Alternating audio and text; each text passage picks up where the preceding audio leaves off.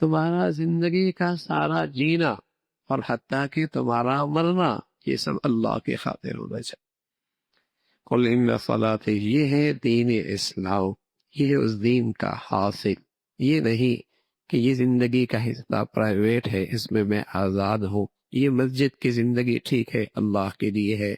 یہ بازار کی زندگی میں زمانے کے تقاضوں کے محتاج ہوں، میں اس زمانے کے تقاضوں پہ عمل کروں گا۔ شادی، اس معاملے میں آزاد ہوں۔ آج کا مسلمان جو نفس پرست ہے، خواہش پرست ہے، نفس پرستی کی زندگی گزارتا ہے، اسلام کا لبادہ بھی اوڑھنا چاہتا ہے اور اسلام سے آزاد زندگی بھی گزارنا چاہتا ہے۔ کفر کے ماحول میں تو یوں کہا جاتا ہے نا، یوں کہا جاتا ہے کہ دین میں اسلام میں بڑی سختیاں ہیں، بڑی سختیاں ہیں، بڑی پابندیاں ہیں، اور اسلام دنیا میں ترقی کے راستے میں رکاوٹ ہے۔ کفر کے ماحول میں تو یہ کہا جاتا ہے، لیکن اسلام کے معاشرے میں، مسلمانوں کی سوسائٹی میں، اسلامی دنیا میں انہی کے جو کرندے ہوتے ہیں، چونکہ انہیں مسلمانوں سے مفادات ان کے وابستہ ہوتے ہیں، تو وہ تو یہ تو نہیں کہتے ہیں کہ اسلام کی وجہ سے پابندی ہے، اسلام راستے میں رکاوٹ ہے۔ وہ کیا کہتے ہیں؟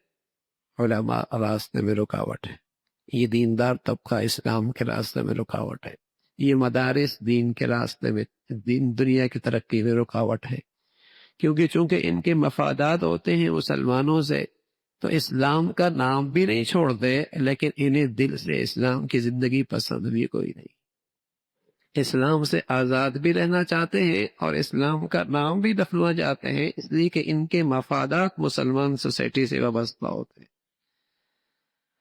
جو باتیں کفر اسلام کی بنیاد پر کہتا ہے اپنے ماحولوں میں، وہی ان کے ترجمان مسلمان معاشرے میں یہ ساری چیزیں دینداروں کو سامنے رکھ کر، اہل علم کو سامنے رکھ کر، دینی اداروں کو سامنے رکھ کر کہتے ہیں۔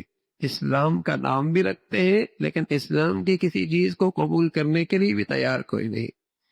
ان کے نظر میں عبادت بھی فضول ہے، شرم و حیا بھی فضول ہے، حلال کھانا بھی فضول ہے، اور پردہ بھی فضول ہے۔ یہ سب چیزیں فضول ہیں، لیکن پھر بھی مسلمان رہنا چاہتے ہیں۔